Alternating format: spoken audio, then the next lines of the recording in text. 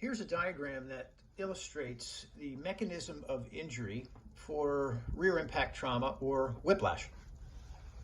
So this was proposed in 2012 by Kurtolo and Nikolai Bogduk in the Spine Journal. So there are two injury models here. The first is basically a blunt force trauma model.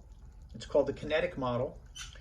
And it describes the transfer of dynamic loads or movement energy from the striking vehicle into the cervical spine of the occupants in the struck vehicle.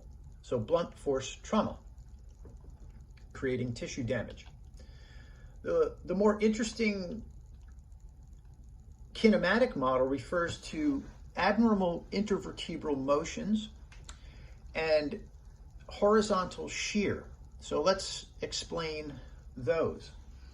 So what we have here is a normal cervical spine. The normal cervical curvature is a C-shaped lordosis. It's a convexity forward. So this patient is sitting in the vehicle is struck. The vehicle then begins to move forward in this direction. And at impact, what will happen is the chin will tuck. The head will retract in the opposite direction of movement of the vehicle. The vehicle is moving this way. The head moves that way. And so that creates horizontal shear, which can do damage to the deep tissue structures.